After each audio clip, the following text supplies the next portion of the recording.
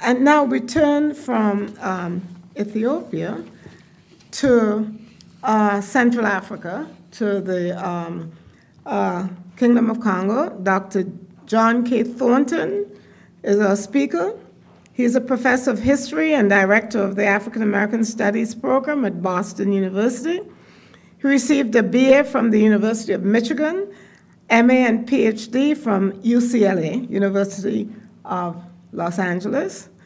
Dr. Thornton's primary research is in the history of West Central Africa, especially the Kingdom of Kongo, but he is very versed in everything that you want to know about pre-colonial Africa, and even now colonial Africa.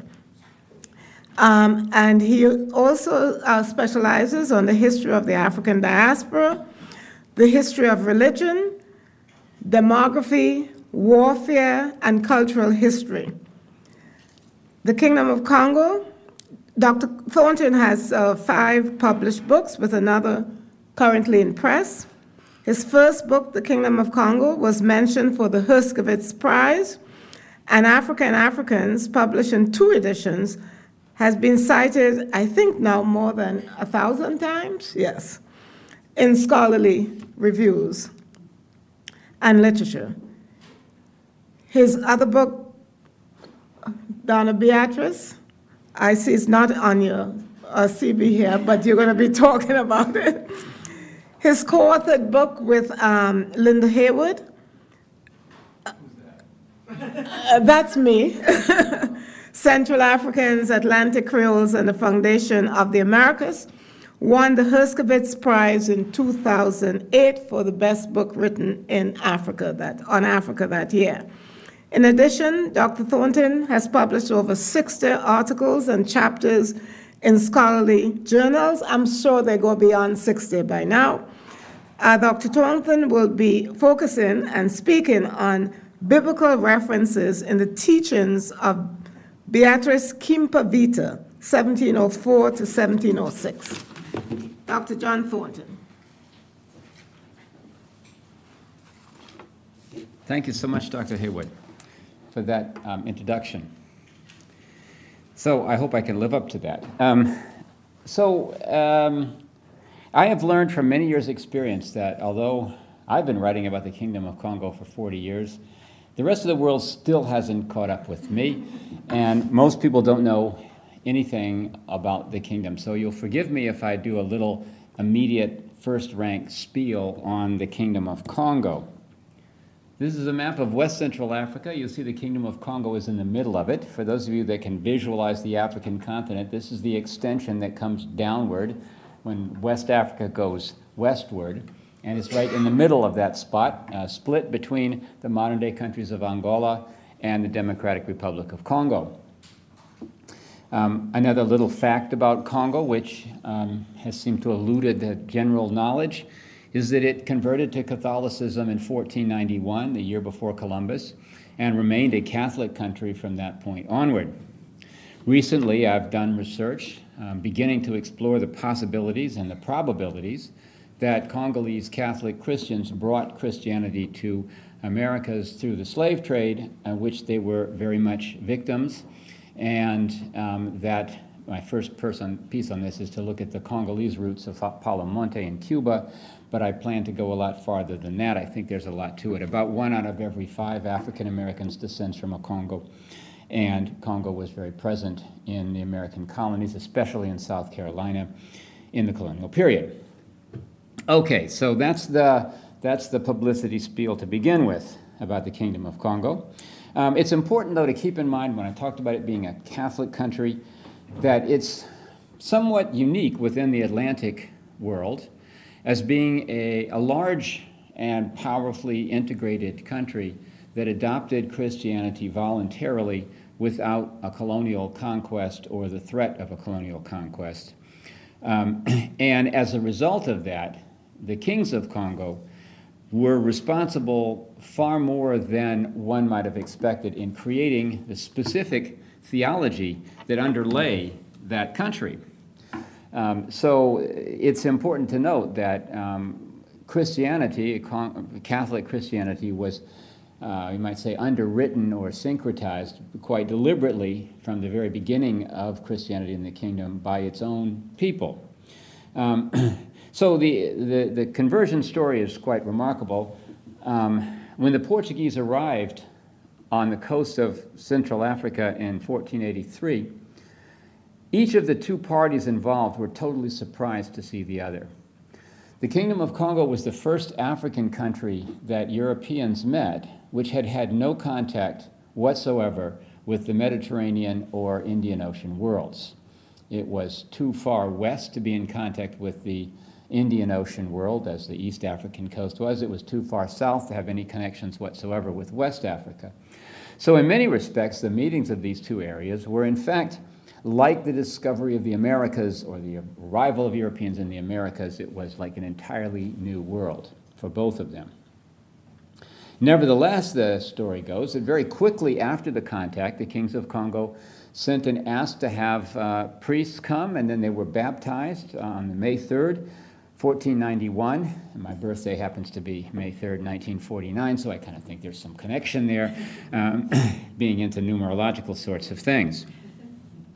Probably the primary role, however, in making Christianity the religion of the Kingdom of Congo comes from the second Christian king, Afonso Mbanzinga, who started his reign in 1509. What we know about Afonso comes to us almost entirely from letters that he himself wrote. And it's a good example of what I like to call a self-documented African country. In fact, the first 50 years of the 16th century are known to us almost entirely from African-authored sources. Afonso describes his conversion. He said that his father, who was the first king actually to be Christian, had posted him in the interior province of Sundi and had named him to be his successor. He believed he was the legitimate successor, but as often happens, one of his half-brothers challenged this. Afonso represents him as a pagan and the interests of his opponents as being pagans in his own description of his coming to power. And then fortunately for him, Afonso, although he was badly outnumbered on the battlefield, had the assistance of the heavenly host. And depending on which of his letters you read or account, either a cross appeared in the sky or some heavenly horsemen or the Virgin Mary. But whoever it was, and Afonso himself seems to have been confused on this point since his various issues have it slightly different. In any case, he was aided by a miracle, and as a result of that, because St. James was a part of one of those, St. James became the patron saint of the Kingdom of Congo, and his day, July 25th, this is St. James the Greater, his day became tax collection day for Congo and the major national holiday. I was very honored, I guess, in 2011 to visit Mbanza, Congo on St. James Day and to discover that they have a 5-day celebration, which, because of the Angolan communist past, has now become cultural days rather than St. James Day. But I had the little chat with the bishop the morning I was there and mentioned that it was too bad that St. James wasn't mentioned here anymore. He said, we in the church can't talk about this here, but you're a layperson. And so within 2 hours, I had an LCD projector, a hall twice this size, 50 or 75 people to hear me talk about St. James Day in the Kingdom of Congo. It's really quite, quite remarkable. Actually, that experience that will come later on in my class, in this presentation. So the secret to the conversion of the Kingdom of Congo was, in fact, that Afonso institutionalized the church in a fundamental way. One of the things he did was he sent people to Portugal to study. They returned and then opened schools. Those schools, in turn, became a self-sustaining educational establishment which would last from the middle of the early part of the 16th century right up until the days when the Portuguese finally conquered the Kingdom of Congo in either 1885 or 1914, depending on how you consider the conquest to have taken place. This is a 1600 representation of a mestre de escola, which is the Portuguese term for the school teacher, worshiping in front of an outdoor cross. Some of these crosses, 9 of them, I think, were still standing in the early 20th century. I don't know if any of them are standing anymore. Archaeological work has occasionally discovered the remains of these rural crosses. An excavation done by the archaeological project Congo King, a Belgian Angolan cooperation, found one at a church in Ngongo Bata, a ruined church, Ngongo Mbata, last summer. And as you can see in this particular case, the chapels, if they were rural chapels, were pretty small. They wouldn't hold the multitudes of people that came, so the outdoor cross was a part of that process. In any case, the Masters of Scola, in that self-sustaining process, then created a large body, a sufficiently large body, to bring Christian preaching, I guess we might say, to the entire country. And by 1530, the reports were that this was, in fact, pretty much of a countrywide phenomena, and that people would be instructed by these Masters de Scola, who were literate and drawn from the elite, would be present. But it wasn't just, the development of Christianity in Congo wasn't just about teaching everybody. It was also, Alfonso was very interested in higher levels of learning. So he arranged so that one of the Dominican convents would be, Dominican hospices, I guess, in Lisbon, would be a sort of an informal school where Congos would go. And his nephew, also named Alfonso, became the headmaster of that school, so that there was a sort of a permanent community of Congo students in Portugal studying to keep that process going during his reign. He also arranged for one of his subjects to go to attend the University of Paris in 1535. Unfortunately, we don't know what happened to that event, whether the nephew ever returned or whatever, but it's only to stress that he was interested in getting sort of the whole Christian message, and in an intellectual form as well as in sort of a mass dissemination form. He did, however, have an idea that his country would become a typical Christian country with its own bishop who would ordain its own clergy and would make sort of a solid establishment that way. In this particular instance, though, Alfonso was thwarted. And he was thwarted by the interests of Portugal in West Central Africa. So Alfonso did manage to get his son Enrique ordained as a priest and then elevated to the episcopate in 1518. And his son remained as the Bishop of Congo. Congo did not have an episcopal see of its own. He was a vicar bishop, a titular bishop of Utica in North Africa, actually.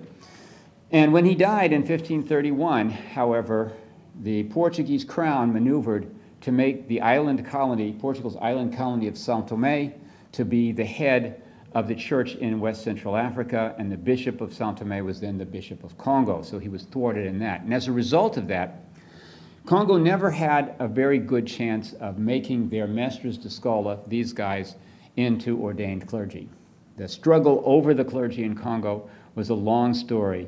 Portugal used its European leverage, which obviously had the home court advantage over Congolese diplomacy, to keep Congos from being ordained in sufficient numbers to make a proper sort of regularly run church. And so, in effect, these Masters de Scola were the clergy. Their problem, of course, was that Congo was sufficiently Catholic that the sacraments were required for salvation, and the sacraments could only be administered by an ordained priest, and this was a big problem. For example, King Alvaro I succeeded in getting this church, which is now still in Mbanza, Congo, the Church of San Salvador, to be the episcopal see, and actually got the Vatican to recognize Congo as its own episcopal see. But no sooner had that happened than Portugal claimed the right of patronage over the bishop, and Portuguese bishops were appointed, so it didn't turn out working out for them very well at all. And this view of San Salvador, this is a view of the city probably executed by a Dutch visitor in 1641 or 42. A lot of people think this image is not really an authentic one. One of my colleagues described it somewhat scornfully as looking like a castle on the Rhine.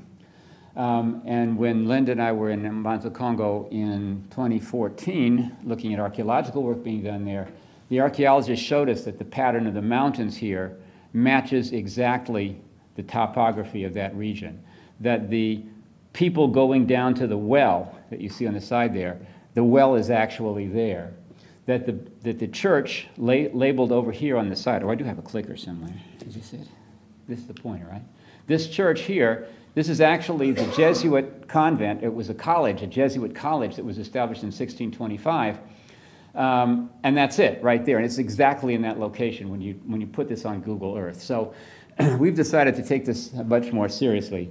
And I think what's significant about it is this is 1625. Here's a Jesuit college, so they already have a Jesuit training facility in the country. This is the Royal Palace. And back over here is that cathedral I showed you. Unfortunately, you can't see it from here, and you couldn't see it even now if you stood at this point. We went down to the valley and looked up.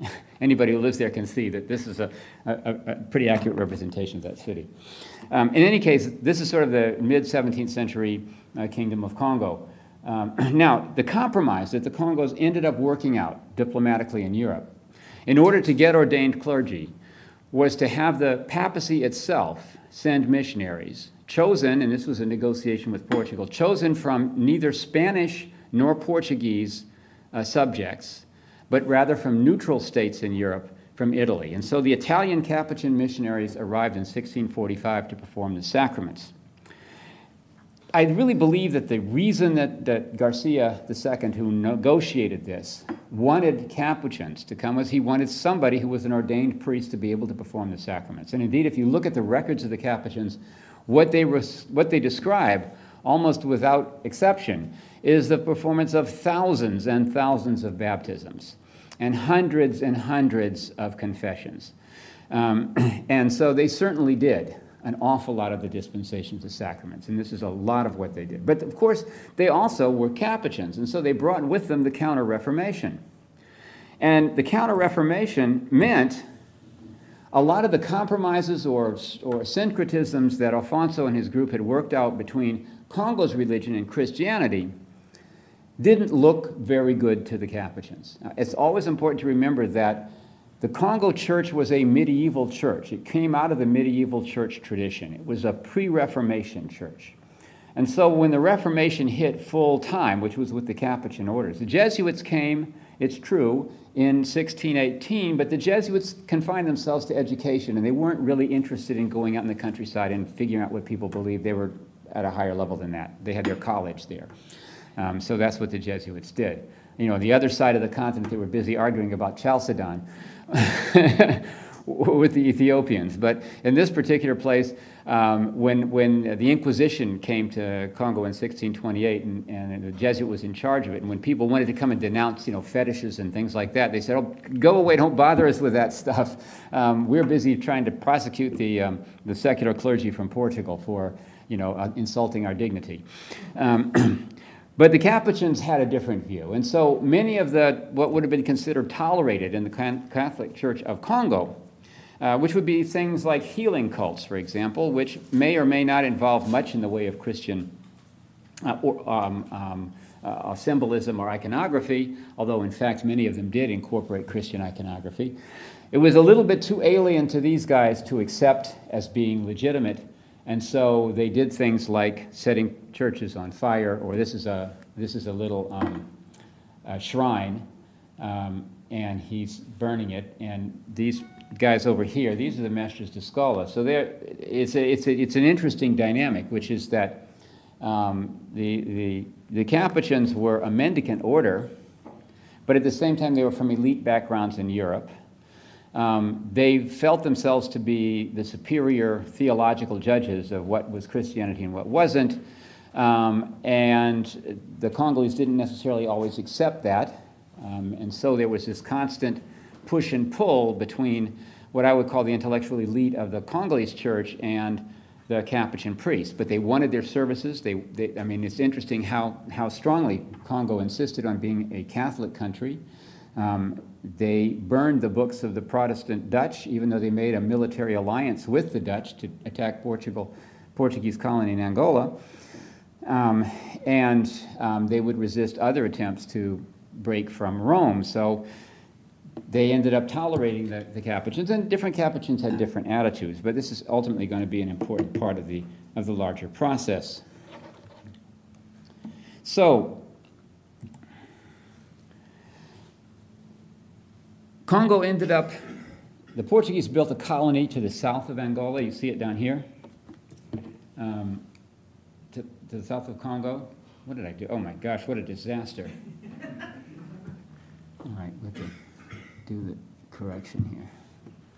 All right, now let's see, that's the... Okay, if I thought the first disaster was bad, the second disaster was worse. Just point to the middle, that's all you have to do. The middle.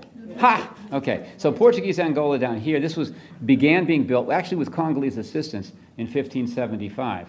But the Portuguese didn't want to confine themselves to down there, so they started pushing northward into Congolese territory. Congo defeated the Portuguese every attempt they made to invade the country. But in 1665, a dispute over a territory here, which both Congo and Portugal claimed, the little territory of Mbuila, led to a large-scale war in which the Congolese were defeated. And as a result of that, at the end of that war, the king who was reigning at the time, Antonio I, left a young son of 7 years old.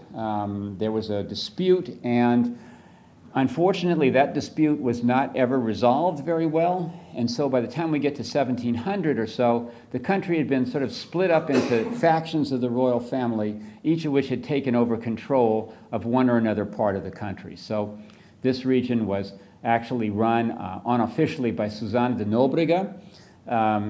She was sort of a queen mother to many different people. Ana de Afonso de Leal, another royal female, controlled this large southern part, and then two people who claimed to be kings, Juan II and Pedro IV. And this brings us to the story of Dona Beatriz Quimpavita, which is where we begin. So Dona Beatriz Quimpavita was born about here, in the valley of the Mbedizi River, in the shadow of this mountain range here, Kibangu. This is a very impressive range. You can actually see it from San Salvador. If you look this direction, you can see it on a clear day, when they have clear days, which isn't all that often. You can see Kibangu from there. It's typical of the sort of mountain formations that we see in this part of Angola, which is like what we will call mesas in the American Southwest, very steep-sided mountains, as you saw with Mbanza Congo there, very steep-sided, flat tops, and obviously a natural fortification, and that's what Pedro IV was occupying. The problem for Congo and the problem for Pedro IV, though, was that nobody could really be king of Congo if they didn't occupy San Salvador, the capital, the city I showed you in the engraving. And San Salvador was abandoned in 1678 in the course of these civil wars, and so the struggle was to reoccupy this territory and claim to be king. Pedro IV boldly went to the city in 1694 to try to, he went there to be crowned. He had to be crowned in the city. So he went to the city, he got a secular priest to come from Angola to crown him. He was crowned, and then he left 2 days later because a rumor had broken out that João had heard of this and was sending an army. And so it was that difficult to do it, and he didn't want to take that challenge on. And nevertheless, there was a sense that as long as these divisions lasted, there would be perpetual war in Congo, and indeed there was. This civil war in Congo that went on and off and on and off throughout the end of the 17th and well through the 18th century is largely responsible for the number of Congolese found in the Americas. The byproduct of those wars was the exportation of literally tens of thousands of slaves. I published an article in Brazil a few years ago in which I tried to do a demographic stimulation. One of the things we can do with the Kingdom of Congo because of its Christian background is we can actually make demographic statements that make sense about the size of population and where it is because of people being baptized and that being recorded. So I tried to figure out how they could export 60,000 people a year and still maintain their population. It can be done, but it's a huge, huge drain.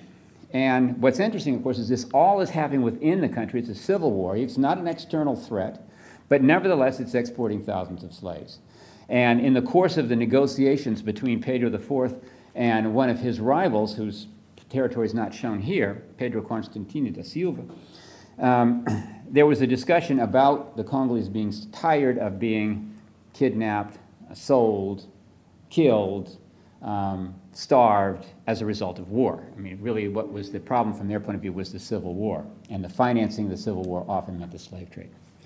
So this is modestly a cover of my book about Donna Beatrice Quimpa-Vita. The picture of her was drawn by Bernardo de Gallo, the Italian Capuchin priest who was present at her execution and who interviewed her and knew her very well. And this was just a little hand sketch that he did on the bottom of his official report on the Antonian movement.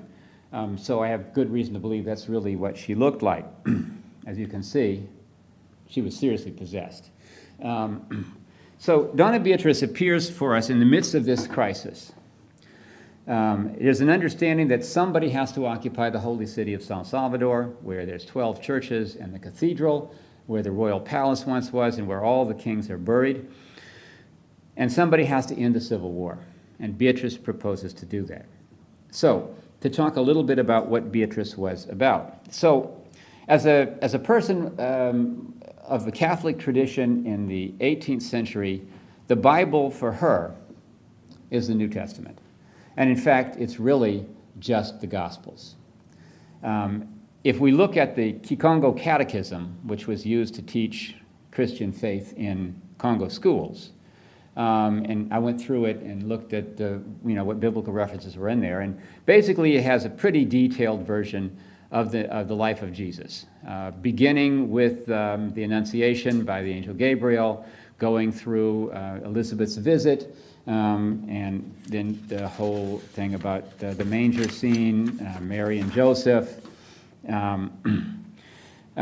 Jesus' introduction, the arrival of the wise men, they're mentioned there, the three kings, his introduction in the temple, his studying and questioning the doctors.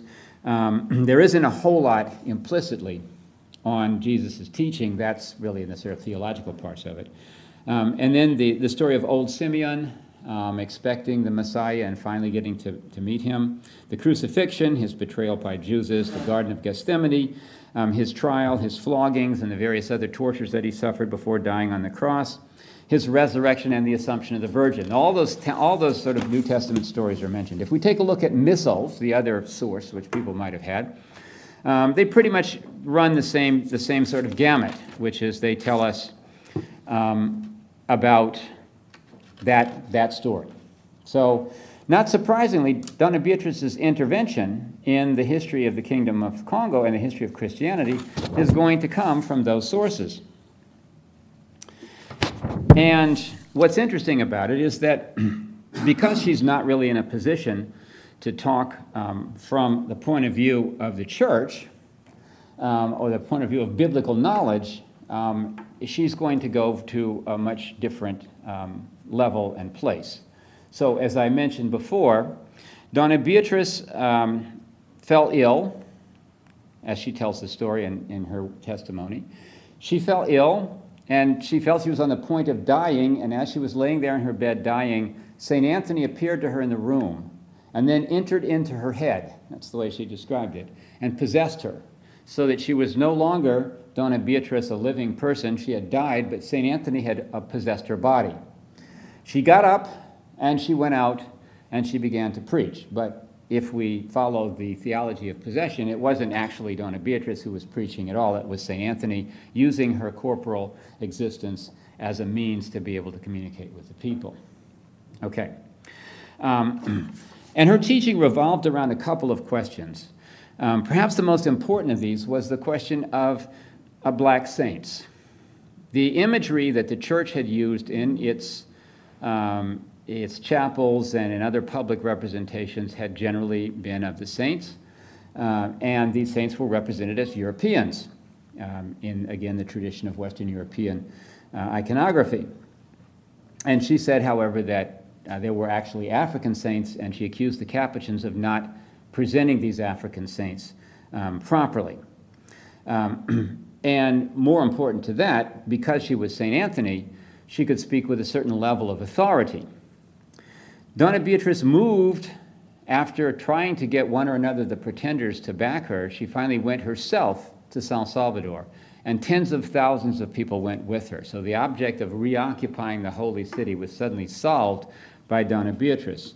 She took up residence in the cathedral, which was ruined, And there she told people that she died every Friday, went to heaven, conversed with God, and then returned on Mondays. In her conversations with God, and God was particularly interested in the Kingdom of Kongo.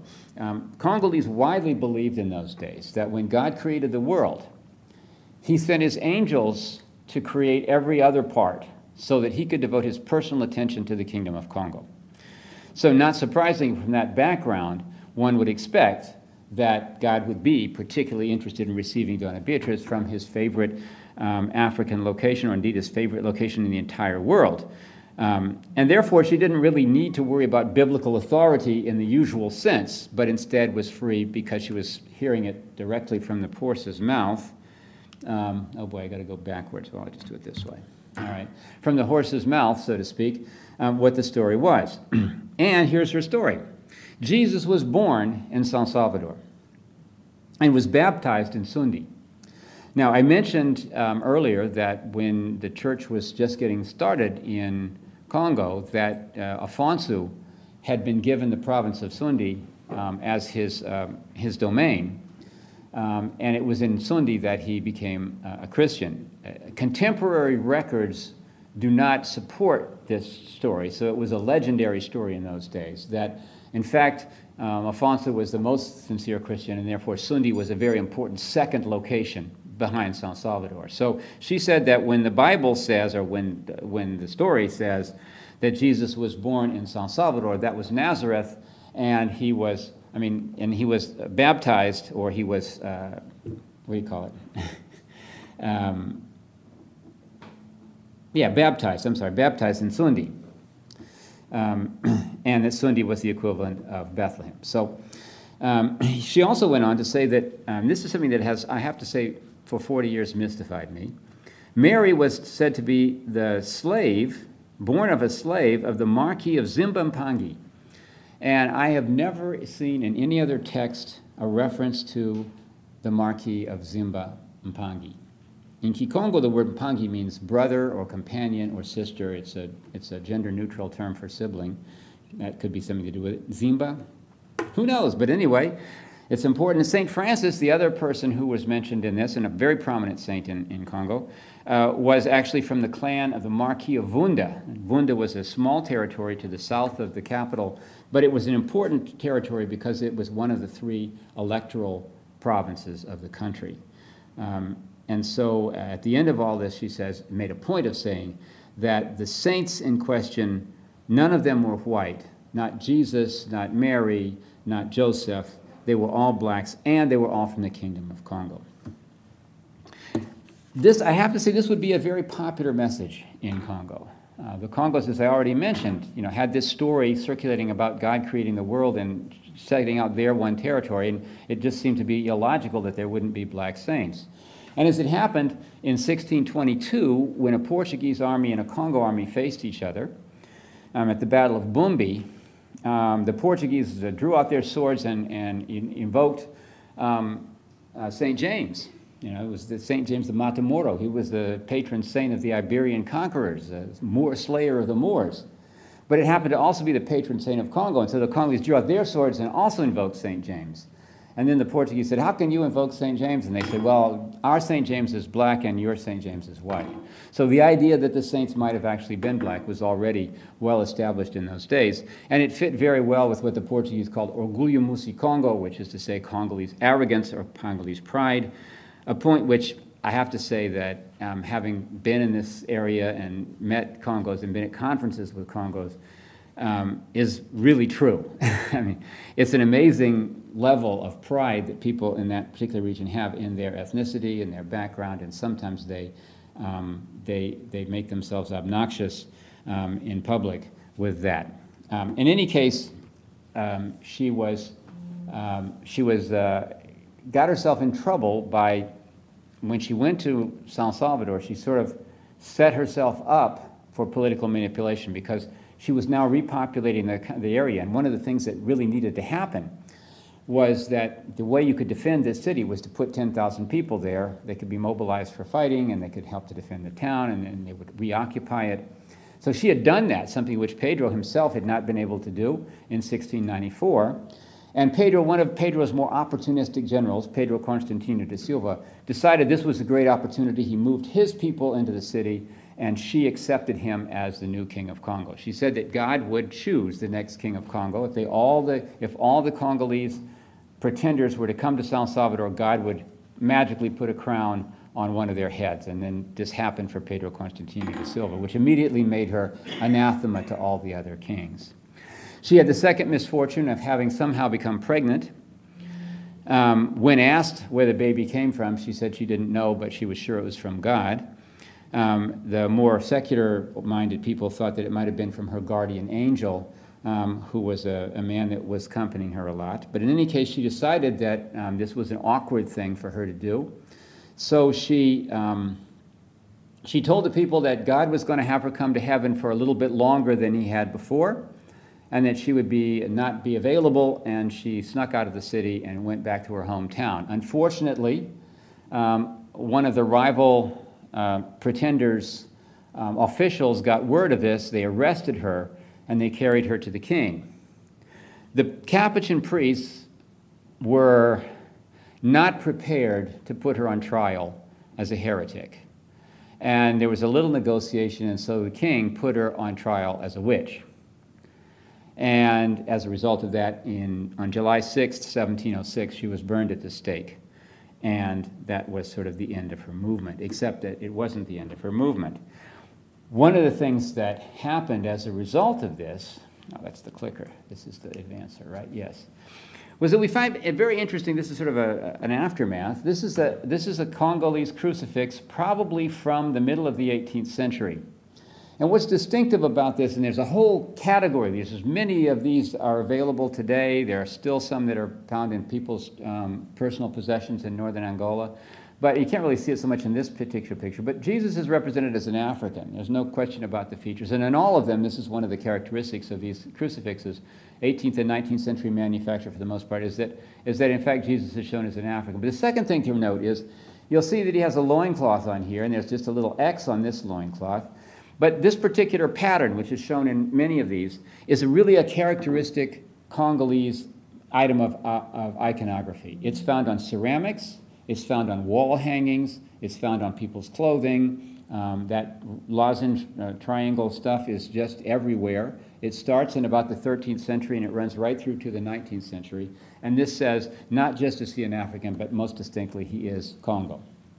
And so I think that although Dona Beatrice's movement formally came to an end with her death, the ideas that underlay it, the idea that there was an African Jesus, that Jesus maybe was born in San Salvador, didn't die with her, but instead continued in the country, presumably until the conquest of Congo by the Portuguese.